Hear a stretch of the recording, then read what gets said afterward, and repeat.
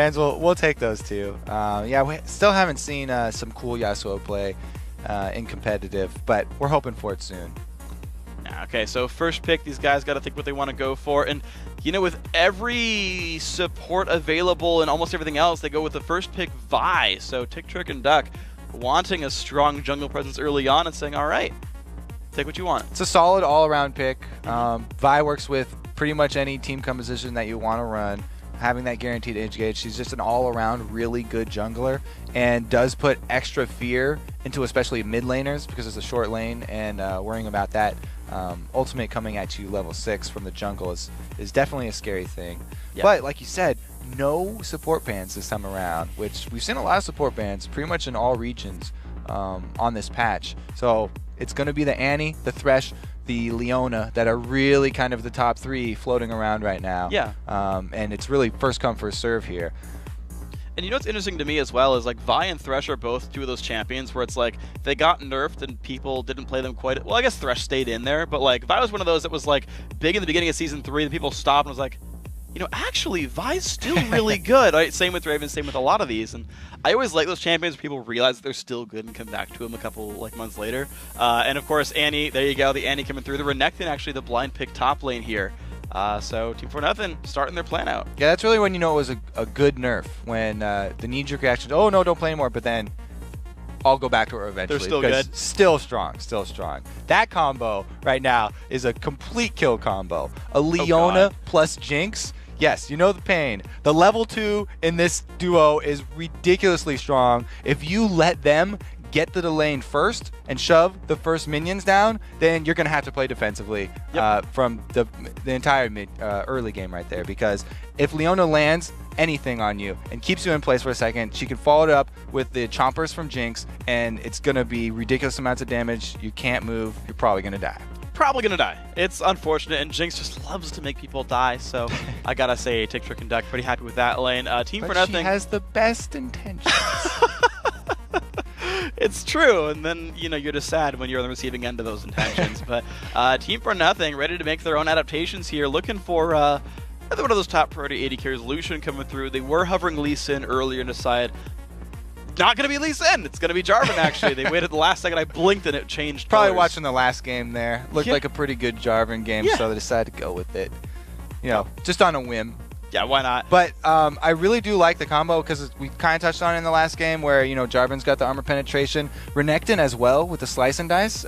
So they have some other sources of armor penetration they can use to boost Lucian's damage late game. Meanwhile, the bottom duo lane matchup here. This is pretty much the powerhouse of bottom lanes. Yeah. If these two go up, I'm really excited to see these two lanes go up against each other because those two combos are pretty much the strongest combos that people have been using recently. That's true, yeah. Only the Draven ban really removing champions from that sort of... Draven and Thresh would be the other combo that would be able to contend with these. Besides that, you know... One day we'll see all three fighting and they'll all join different teams somehow. And here we go, the last few picks coming through, and right now they're looking at, all right, we got Jungle Vi, we've got some freaking ton of engage. Let's add some frontliners to go follow through. Dr. Mundo there for the top lane. The Kazakh's mid. Blind pick mid laner actually here. That's going to be a fun one here for Snow. Now, Kazakh's pretty much has kill potential on almost any mid laner. He does struggle a lot with wave clear early on. And so that's why we've seen a lot of Kazakhs actually evolving the Reich Spike rack instead early so that they can keep up in CS in the early game and not fall behind so far, even if they don't get a kill. You know, if you don't evolve that rack early, then you're banking on getting a kill to keep you in the game. I really like people that don't evolve the rack early, though, because it's much more exciting. People like Alex Each, who evolve wings first to go for the kill and then hop back out, which he did successfully over in the EU LCS. I like it, but here we go. The pick is going to be something with good wave clear and some pretty good defensive opportunities as well. Orianna coming through here for Neki, saying, all right, well, I'm going to be able to push you back, and you know, maybe that's going to be what works for him here as we get the lineups going through. What do you think about these teams, Kobe? All around, really solid lineup here for the T4N team. You know, they've got Initiate, amazing Initiate. Whenever you have Annie on the team, pick that 1 second. It was a really good pickup because Flash Tibbers, not a lot of counterplay to that. Pretty much one of the best engages that you can have. And they also have a classic front line with the Jarvan and Renekton, very beefy. And then, decent damage dealers. Orianna's great with control as well. And she's also a great answer to the Kha'Zix lane on the other side. Meanwhile, the TTD here, they're looking for that single target kill to get for Kha'Zix with Vi so that he can get a reset. Wow, so pretty bursty, a lot of engage there for sure. Guys, it's going to be a fun one. Now as the teams load into the game, let's break down these two squads and how they earn their spot in this match. We're going to start with Tick, Trick, and Duck on the blue side. So it was Tick, Trick, and Duck that had a great game yesterday. They were taking out the team champions is actually what the team is called, in under 31 minutes.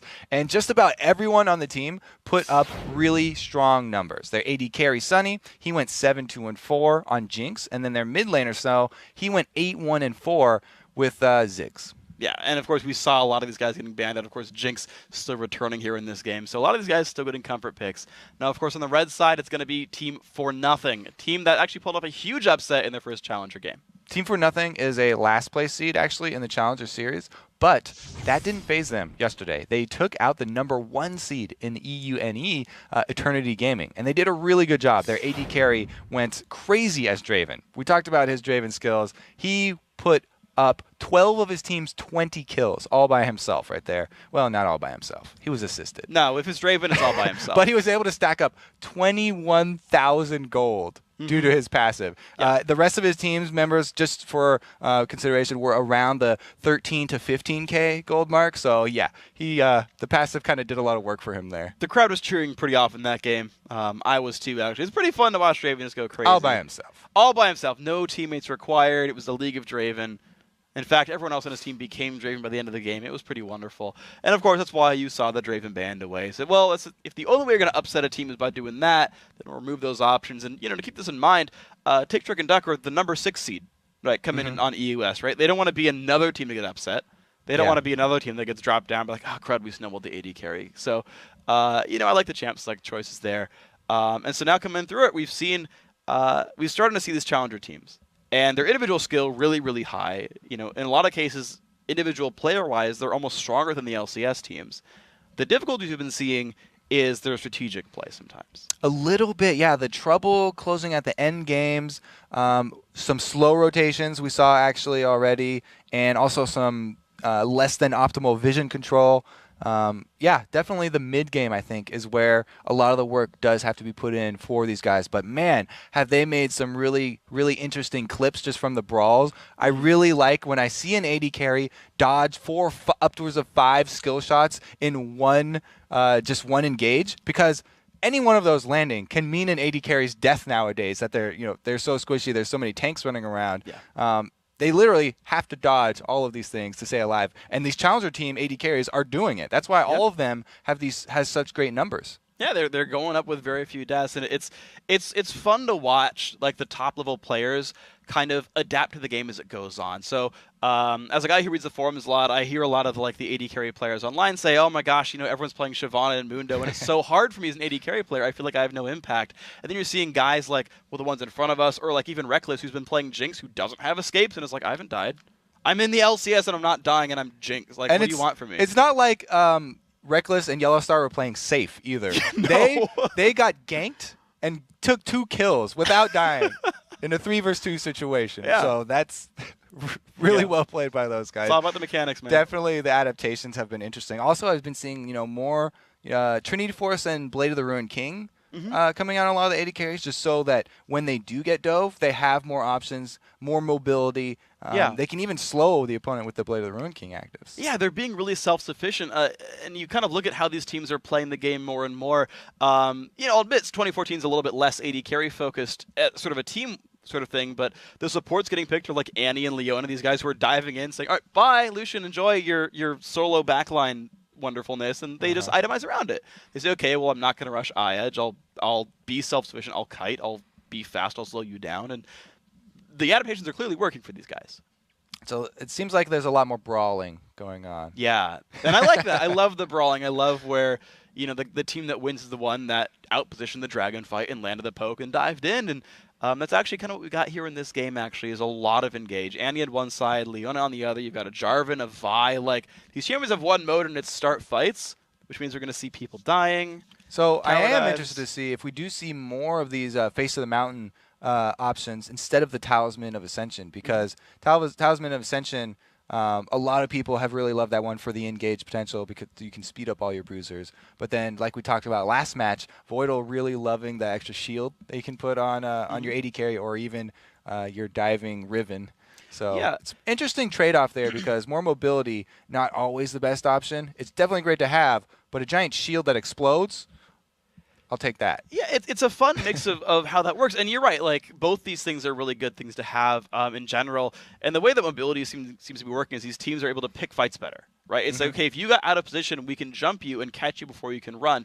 But if the teams have a vision control that they're not getting caught, if they have a vision control that they see them coming anyway, then one item just has combat stats and says you can fight us, but we built items that fight you. So let's just go for that one instead. And I wonder if that will change when we see more teams switching to sweeping lenses earlier, because it still seems like a lot of these teams holding on to mass trinket wards rather than switching over multiple people to sweeping lenses. And the one thing I haven't seen either is very rarely do I see teams upgrade to the pink ward droppers.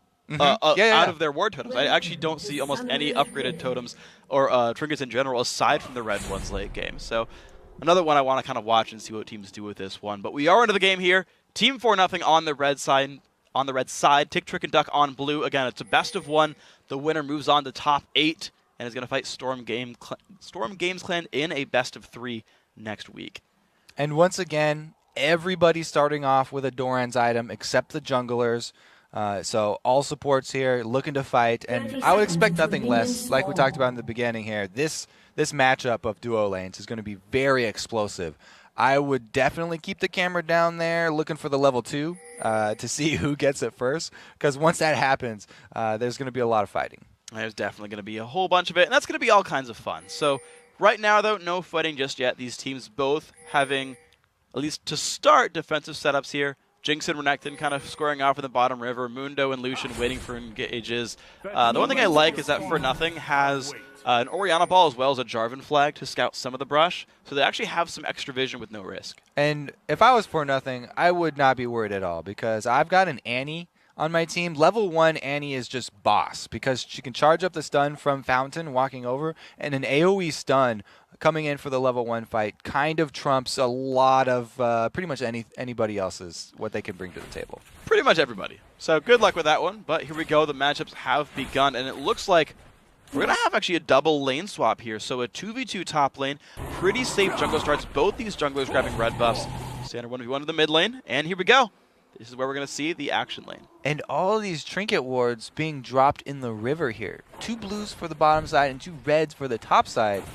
So it's going to be not a lot of the early game gank. If Jarvan starting on that red side does go down bottom, there's 2 blue wards in the river here. You know, they don't last as long as real wards, but it does mean that his first movement, oh, never mind, they just disappeared. So his double buff gank will be unseen. All right, that's going to be rough. And yeah, there are no real wards at all in anybody's inventory. So I just want to point out like a massive Doran shield start, by the way, for Tick, Trick, and Duck. They're all like very defensive openings.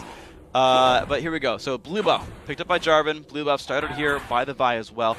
Now slightly faster here for 4-0, but in general, yeah, these junglers in a decent spot on both sides.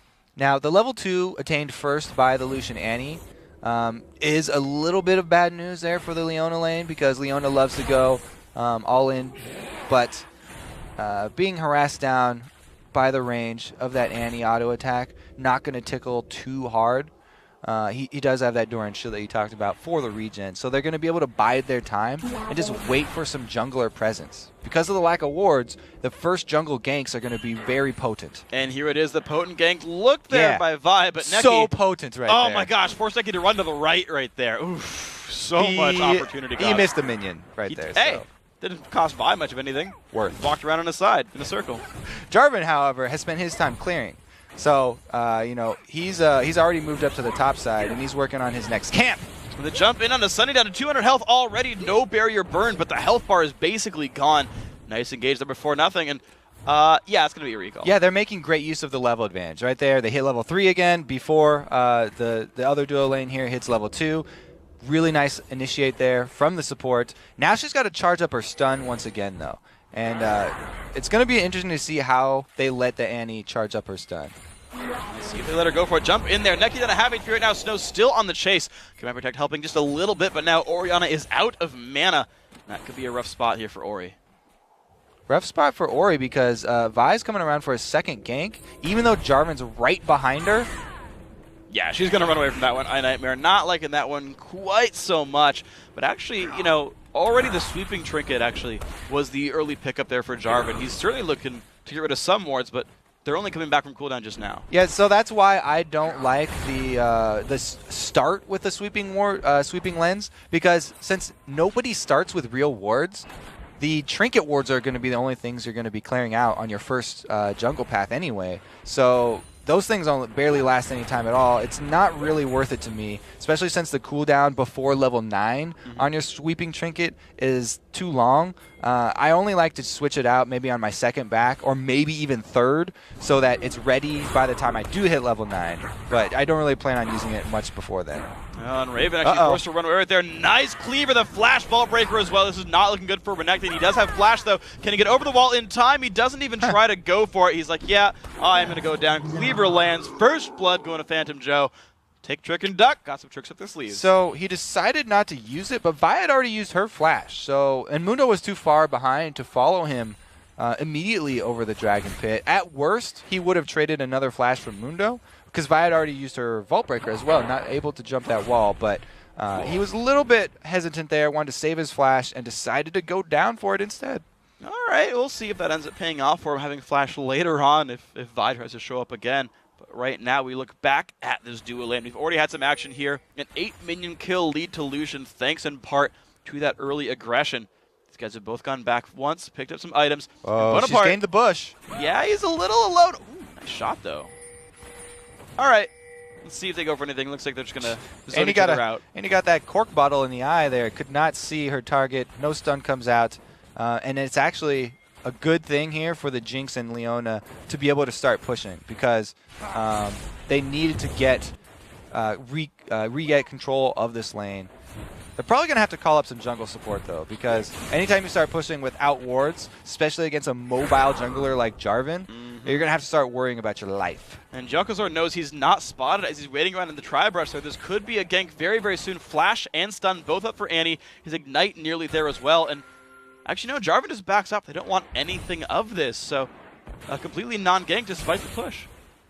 Now, it is also worth noting that Jinx has gone for the Vamp Scepter, whereas Lucian is building into the Phage for his Trinity Force. So she has sustain. If they can stay up here and avoid the Jarvan ganks for long enough, damage that they're able to land is going to be sticking, whereas Jinx is going to be able to lifesteal back up. And look at that, another fight right here. Leona taking a bit of pain right there. Gonna have to sustain off the Doran's shield right now. And of course, Legend has to recharge the stun as well. So we're starting now the second cycle of jungle buffs right now. Red buffs being picked up, level 6 in the junglers. Jel'Kozor looking top lane. Yeah, second cycle of buffs also means level 6 junglers, which means explosive fights here. As soon as this duo lane up top hits level 6, somebody is probably going to die. Annie's got the amazing initiate, so does Leona. It's really going to be about who makes the first move and who's got the jungler there to help. And the jump comes in, flash forced out from Leona. Bonaparte 3-1-3, gonna get himself out. But now they know, all right, well, we can jump Leona later on with no flash. That was actually not so bad for Leona there. Able to get out with her flash. And even if she doesn't have her flash, the level 6 is still going to be extremely effective from her. The long range from Leona ultimate, she doesn't have to flash to use it. And if she can coordinate that well enough, they'll still be able to get off the kill if he can land the full CC combo. Well, but of course, with the jungler spotted top lane, it was time for iNightmare to run and try to steal away the enemy blue buff. He did so, but Jel'Kozor, realizing that as well, thanks to Orianna's ward, gonna actually trade blues, so both junglers getting the second blue buffs here. And I also talked about how I pretty much always walk by the bushes on my paths as a jungler. Vi just walks around that little baby bush that Deficio was talking about. I didn't believe it, but I guess like people don't really check that bush as often as you would think, even though she was right there. Doesn't go through, doesn't see that pink ward, so that pink ward definitely really paying off. All right, maybe Europeans don't run through them. That's how that one works. Deficio knows from his own region. Maybe. Who knows? Here we go. Is Leona level 6? There we go. The jump on in. Legend forcing a flashback. There comes the engagement. There is Vi as well. Legend dropped dangerously low, and that's going to be a kill picked up. 2-0 so far. The Ignite last tick is going to pick up a kill. 1 for 1 so far, but the slow lands onto Sola. Will I Nightmare Chase gets the shield from the passive. Damage coming across. Sunny XX. Oh, the barrier might make this one rough. Sunny, you better get that shot. But here comes the Jarvan. Does not land much of a slow. Sunny forced to run away. Chasing out of Nightmare, though, does have the red buff here. Is the damage there? Level 7. Has to stay in front of the Jarvan or else he won't be able to get the Q up. Oh, no, you're kidding me. Only 40 health left, roughly. Health potion ticking, and Vi's going to survive. 3 for 1 here. Tick, Trick, and Duck with the lead. Yeah, Tick, Trick, and Duck, like I said, very well played. They didn't need the flash on Leona. Once she hits level 6, you can go for the engage regardless, because if you lock down Annie up there, she's extremely squishy. He landed the CC combo, and they were able to time it with the Vi gank, coming out ahead in the kills, if just barely. Just barely, but it worked out here. So there we go. Nice pickups. Tick, Trick, and Duck, though. The bottom lane in a fight right here. Phantom Joe popping the Mundo ulti. These guys haven't watched much from them so far, but they're going for pretty standard stuff. A lot of health early on. B taking frontliners.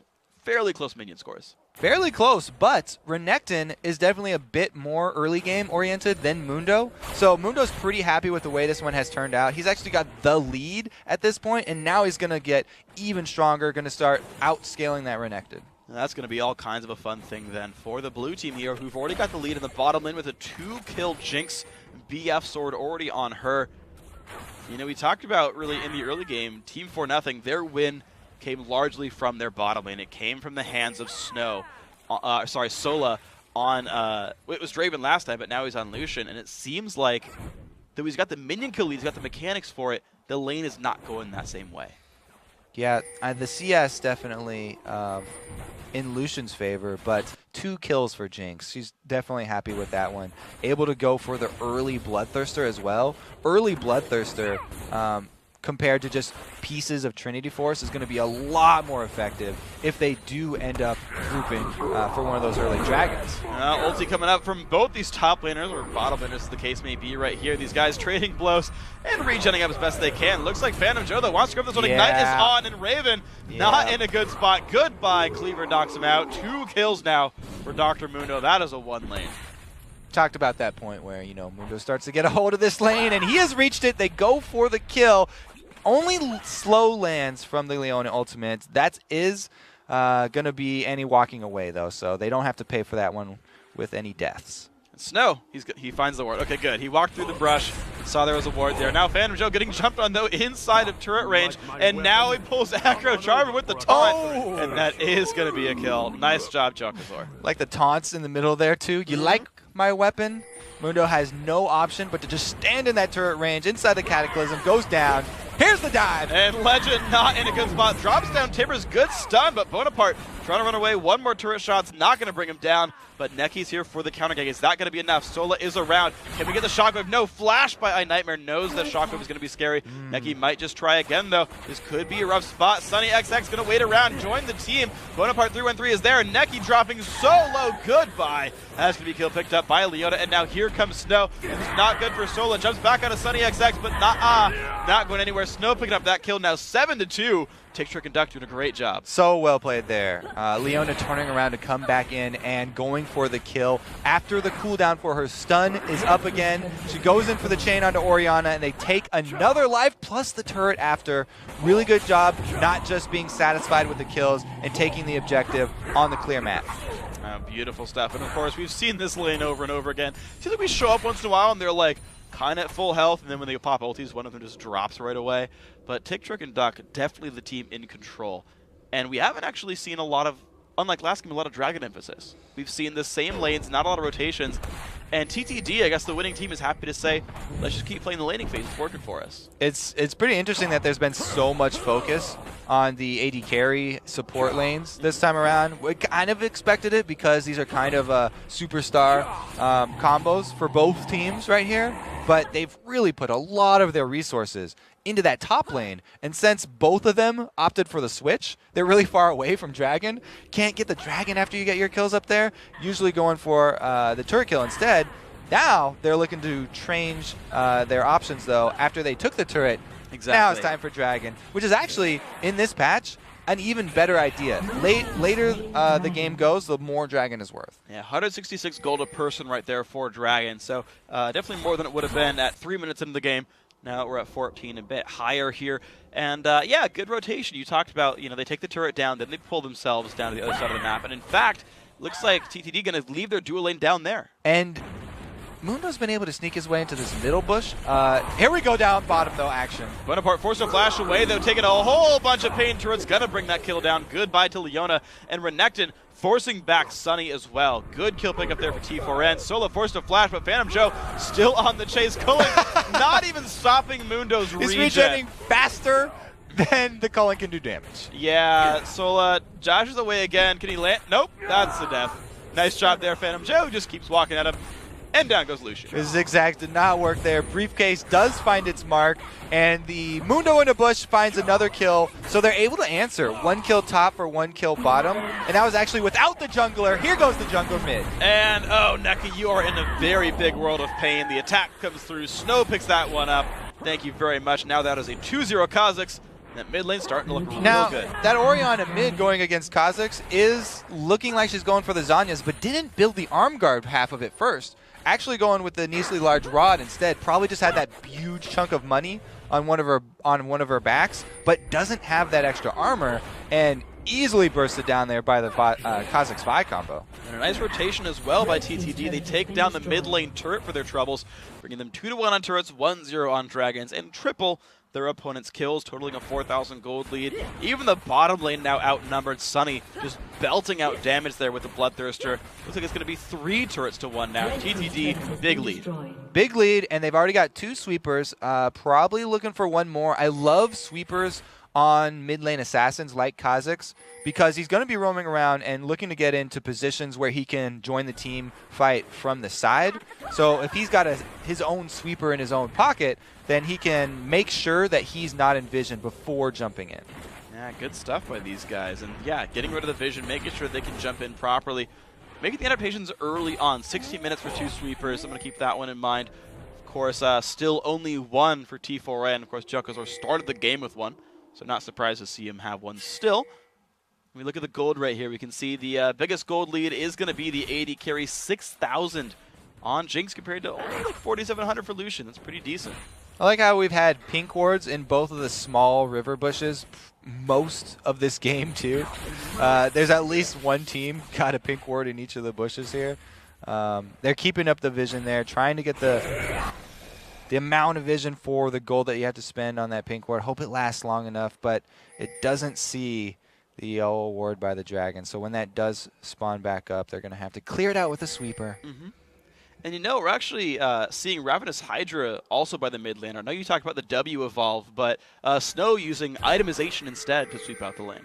I'm a real big fan of this Hydra. Well, I'm a big fan of Hydra on any champion, but on Kazakhs especially, it enables you to clear out minions so that you can get your isolation damage for your Q, which is a huge boost in damage for him. Plus, you can still cast your Hydra activation while you're jumping. The only change was made so that you can't cast the spikes while you're jumping.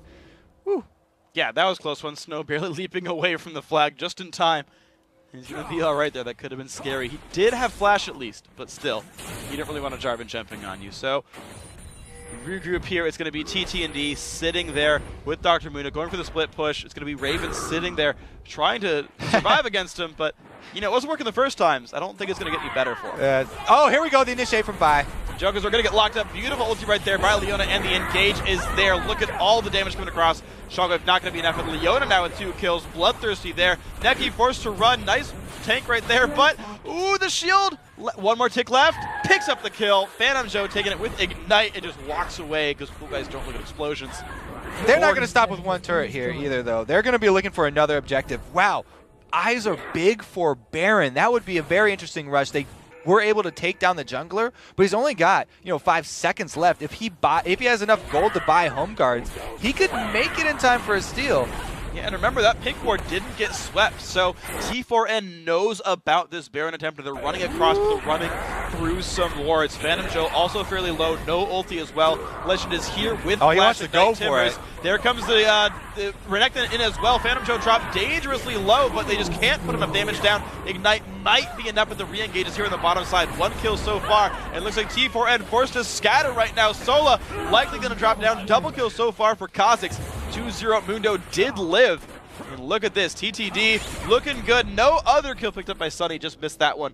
Plus the shield anyway. Ooh, 2 kills only, not able to pick up the third, but Baron was stopped, so that's a small win there. Jarvan actually didn't get there in time for the steal, so it was a really good move by Renekton going in. But still, 3 more kills just added onto the pile there. There's a huge, ginormous lead here for blue side, and they don't really have to rush back to Baron. You know, they can actually just split again. Wow, so wonderful things right here, these guys. We can go through the fight again. We can watch that engage. All right, so Annie, they dropped a bunch of wards over the bottom, or the side of Baron right there, so she could have flashed in to go for the start, but Renekton charges around the open mouth, and he was 1 versus 5 there. So he gets bursted down really quickly, and then since Lucian and Annie were trying to follow up there, but they were so far behind, they kind of get caught out as well in no man's land, and it's only by a very, very small margin that they both don't lose their lives. Very close one right there, but it's not going to be, I guess, as bad as it could have been. Trick and Duck picking that one up. They actually left, that was cute, they left the dragon kill for Vi so you could use Golem Gold. No, yeah, exactly. You want to get those conservation stacks because if you have those sitting at 80, you just feel like you're wasting money. Yeah. It's like And buying things on sale. You're wasting money by not buying this right now. Of course you have to. But yeah, in this case, it is free money. Might as well give it away to the jungler right there. Chokazor, 30 gold. It's nice. Getting some money back for sweeping wards with his nice trinket right there. But you're just seeing, and it's just Phantom Joe. Like, he's not really flashy, but he's always in the right spot. He's 4-1-1 now. He's just, this is pushing, and I'm going to win all my duels. Yeah, he's so beefy. That's why I was saying they can just go back to the split because nobody can solo him right now. They have to send multiple people if they want to stop his split. And even if they do send multiple people, he might be able to 2 versus 1 you. So depending on who you're sending up there, you have to still be really careful. I feel like he could 2v1 the duo lane. Jarvan Annie definitely think he would beat. So, yeah, he's actually going to have the rest of his team join up. Well, most of them, I should say, because Snow, the Kha'Zix, still staying in this mid lane, but TTD looking to keep the pressure on right now. After mid was shoved, going to group up a little bit. They're certainly controlling this jungle right now. That's at least one of these steps here. Yeah, getting full vision over the jungle means that they will not get flanked. That's really the hope here for T4N. They want to get a really good engage while TTD are on the turrets. That's only really going to happen if they could flank, but since there's no vision control, too dangerous for them to go into the jungle, and they just kind of have to cower behind this turret as small chips are taken off of it. Yeah, and unfortunately, the Tier 2 turrets do not regen, unlike inhibitor turrets now in the 2014 year. So this damage does stay every time they do take those chips off of it. Nice trinket ward does spot the Mundo waiting around to the side, but still, you're seeing the Snow split push make things very difficult for T4N.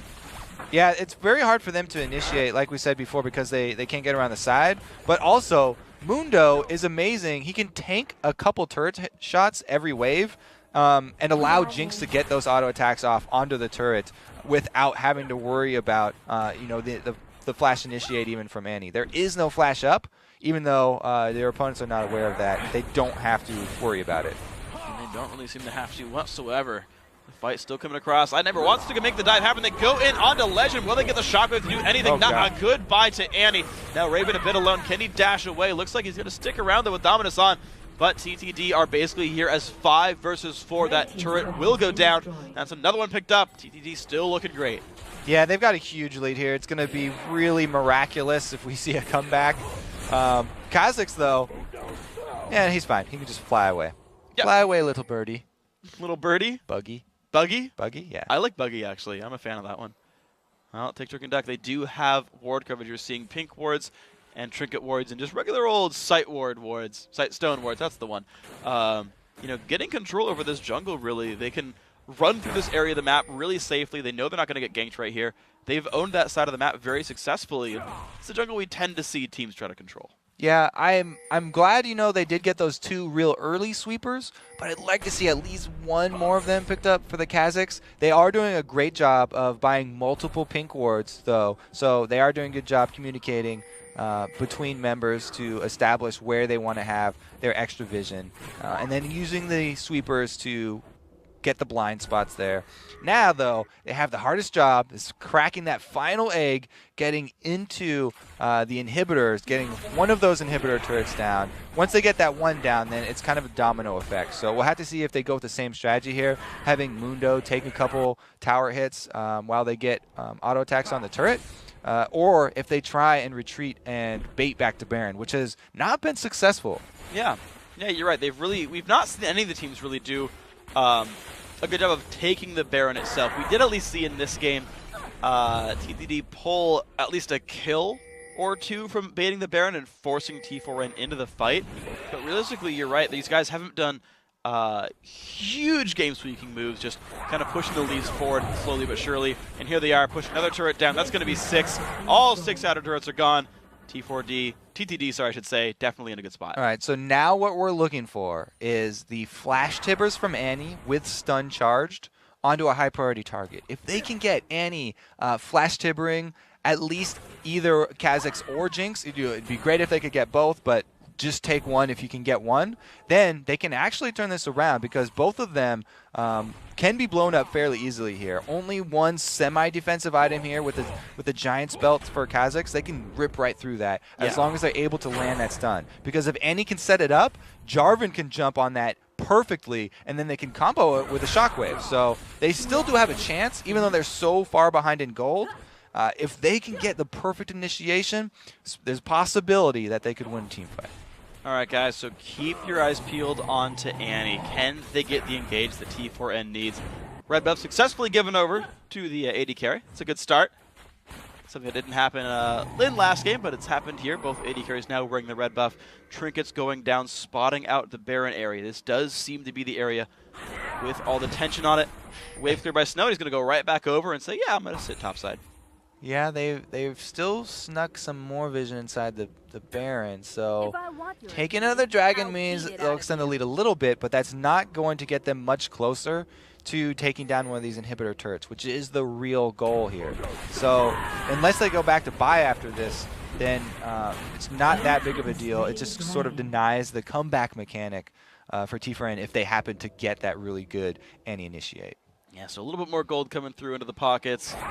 TTD, how patient do they want to be in this game? Mind you, we're only 26, 45 into the game. This is not a long game by any means. They've been, taking incremental advantages. But I want to see what these guys do to take this one. Ooh, that's going to be actually the steal. Yeah, I steal, I guess, on the Big Wraith. Why not? But it does mean that Smite is down right now for iNightmare. I feel like I wouldn't say go kill Baron when both teams know the jungler has no Smite. But you never know, they could go crazy. Yeah, and Baron is actually the perfect place for that Annie play that we're looking for. If you all are grouped up inside the pit, then Annie would love to just flash over there and grab multiple people. But that being said, Kazakhs is amazing at bursting down Baron. So if they're able to hold off the rest of the team, then Kazakhs can take that Baron down very, very quickly. You're seeing them try this right here. The Smite is almost back from cooldown. Vi's not even in there, though. This is smiteless people in Baron. Vi's getting crazy. bursted. iNightmare getting jumped on right there. Does try to jump away from this one. This is going to be a pretty interesting fight right there. It's going to be all kinds of fun. Here we go, guys. Running through the river, and we do have a pause real quick. So getting ourselves into the game shortly. Sad face in the middle of the fight, too. Now, they got the Baron, but wow, that was kind of scary because their plan for distracting was, oh, look, our jungler's in the mid lane. We don't have Smite over by Baron. That's a good plan because they'll never suspect you're doing Baron. But you don't have Smite by your Baron. It could easily be stolen away. Yeah, and these guys have known the whole time. It's like they're going to try this play. Like, if you're not pushing our turrets down, you're probably trying one of the objectives, and Dragon's gone. And so they just walk in and they're like, well, I guess we'll just start killing you guys. And, of course, they're like, in the middle of that fight, the rest of these guys had to come back around and, like, We've got a cliffhanger now. Yeah, it's like, in the middle of a battle, right, they know Vi's under fire. They got to make sure they do a good job. I think Vi might have gone down there. I think it's 4 versus 5 right now, but they've got Baron. Yeah. Anyways. The exciting conclusion will return just after these moves. No, but it was a pretty interesting move because, like we said, they're so far ahead at this point. They've got a Mundo with ridiculous amounts of armor and regen. He can actually tank tower shots while Jinx switches to the rocket cannon for the extra range and gets a couple of shots off onto the turret. Yes, the inhibitor turrets regen, but it's a very small amount. So as long as she gets off at least 2 auto attacks, then that's fine. It 2 auto attacks per wave. Yeah, so looking at this one, of course, it's interesting because the blue team here actually, just like the Cloud9 EU, actually a very physical-heavy team, interestingly enough. You've got like Mundo with Sunfire and Burning Agony and all that. Slow burn magic damage is all you need. It's good enough. You're just like, screw it, we're going to kill you.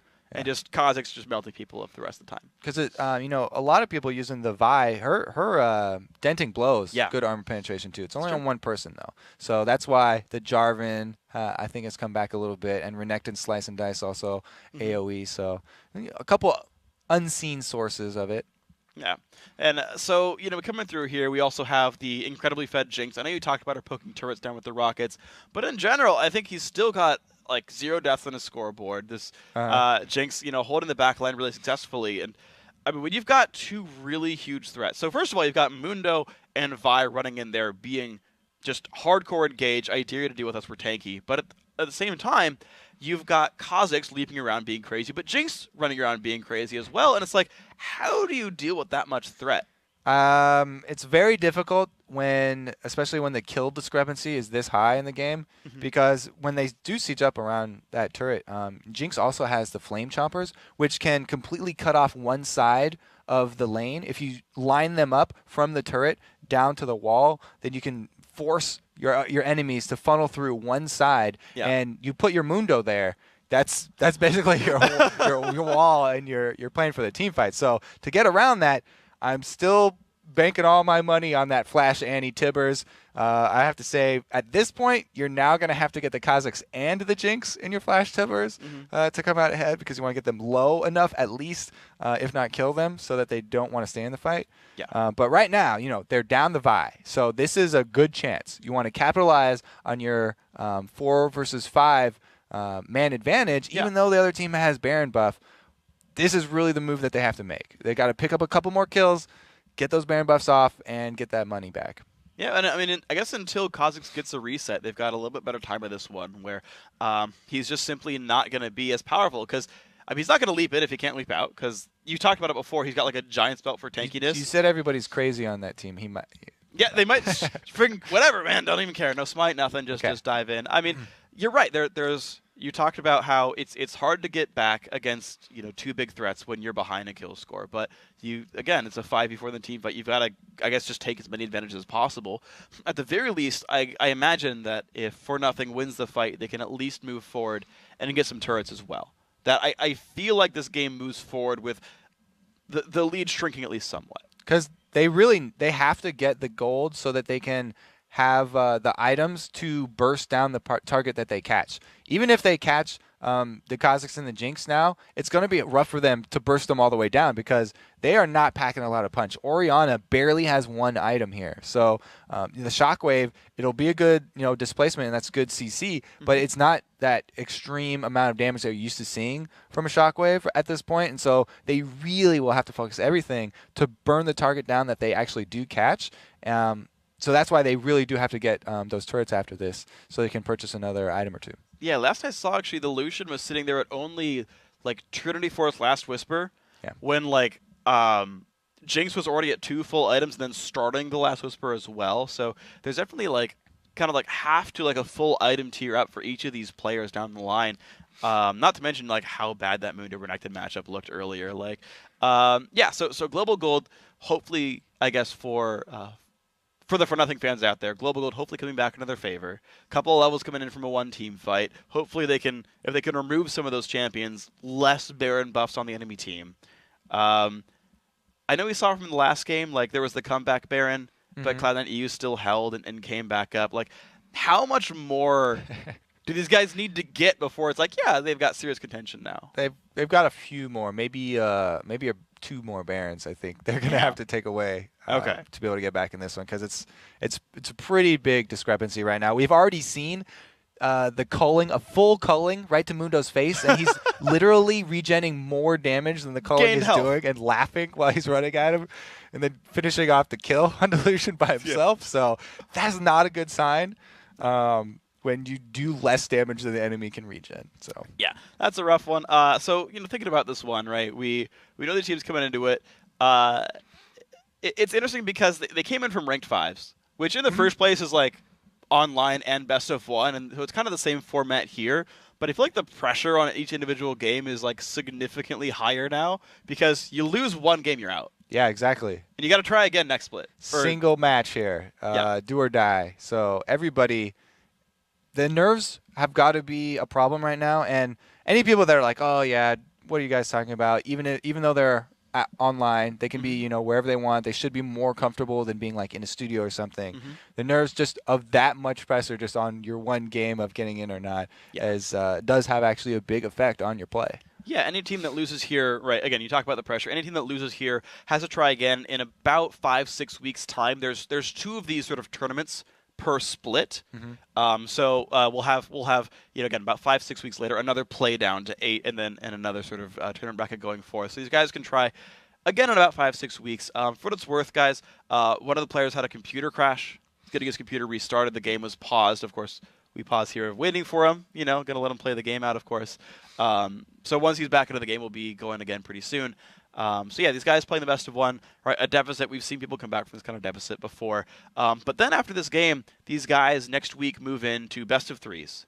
Single elim best of 3, 8-team bracket. They join MYM and NIP as part of that bracket, and they go for basically points now. They go for points to get into the promo relegation tournament. And then they get to play for the LCS spot. Yeah. And that's going to be all kinds of crazy because, I mean, you just kind of look at all the upsets that have been happening so far. So just even talking about these teams to start off, right? Number 1 team from EUNE and 4-0 squeaks by with like a hardcore Draven carry that barely comes through. You even talk about the EU LCS though, and you've got, I don't think anyone, like literally anyone in like all of LoL would have been like, yeah, Alliance putting a super team together, 0-3 start. The super team at the bottom is a really interesting story. I mean, this Challenger Coke League, this is the EU Challenger.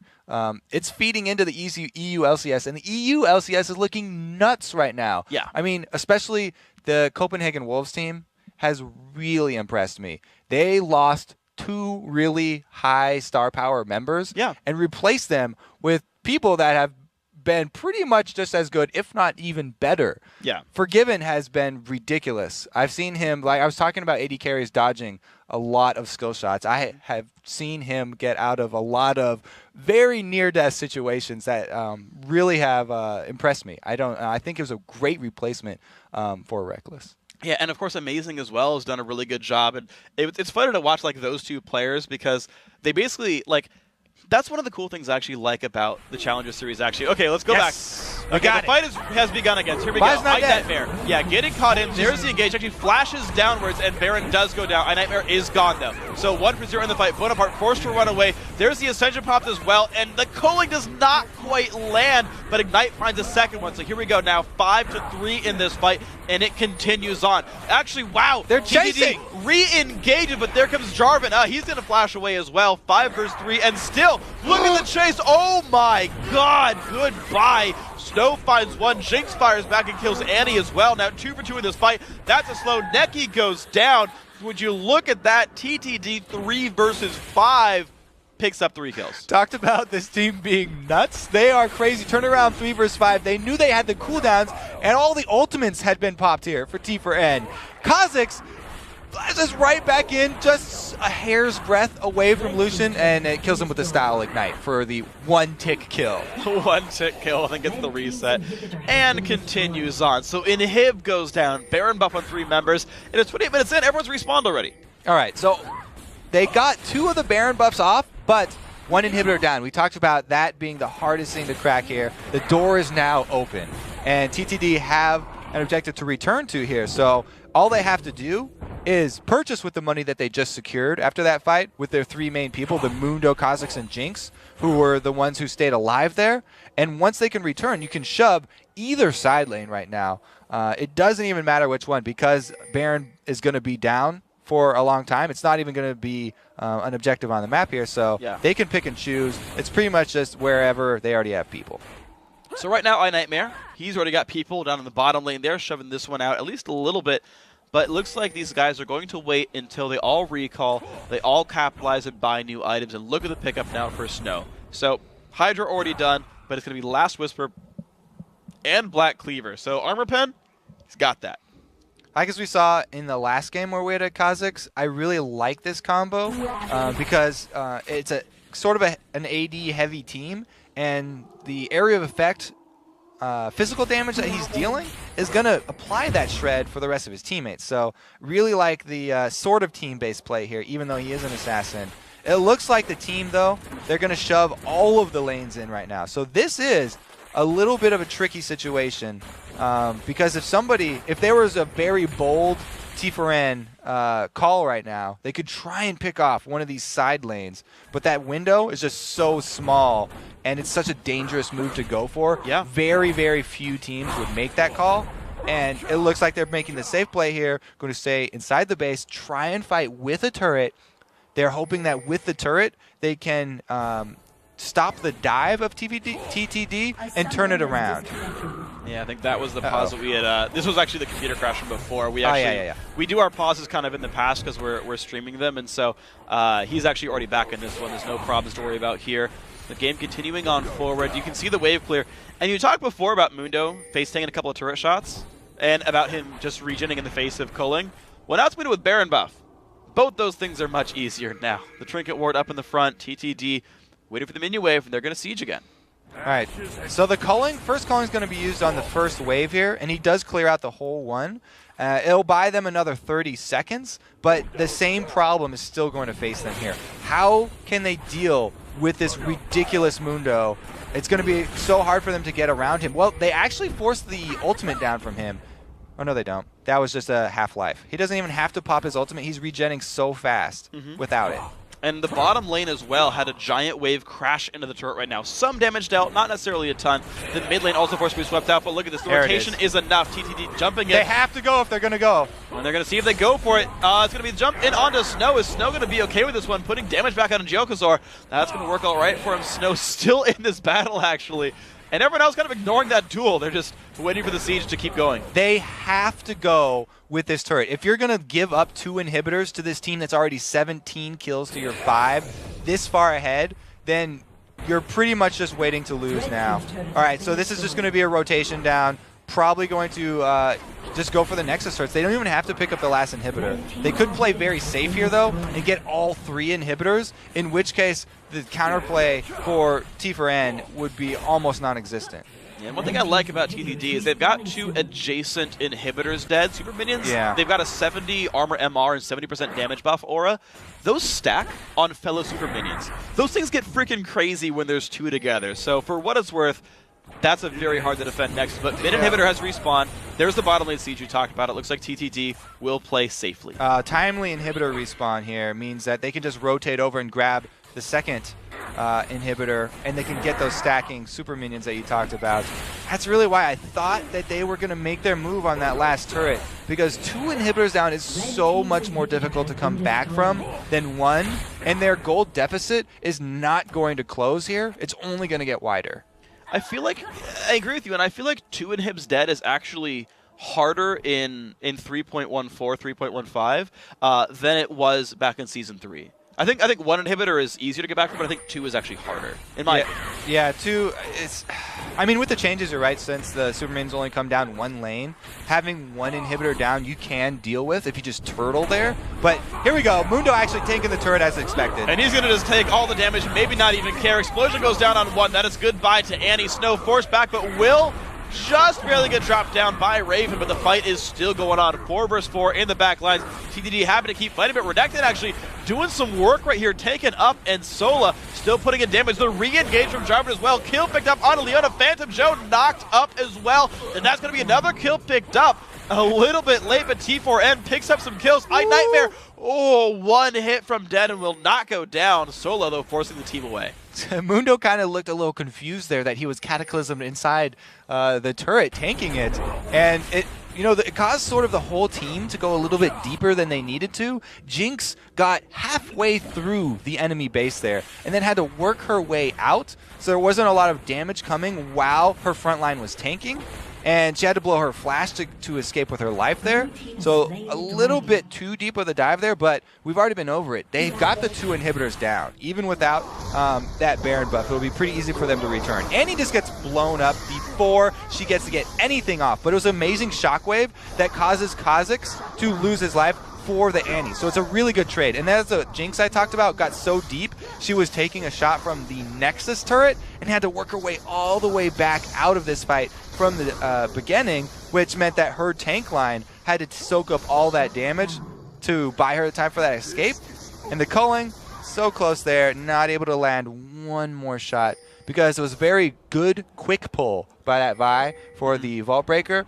Not wasting any time charging it up, just getting the small amount of distance that she needed to get out of range of the culling. Just a little reflex dodge there, and looks like, once again, it's the same strat. Okay, there we go. Vi actually joins the team to kill Baron now. Last time, maybe a little bit risky to sit outside the pit, but this time, with the 2 inhibs dead, looks like full control here for TTD. This will be a Baron buff going to the blue team.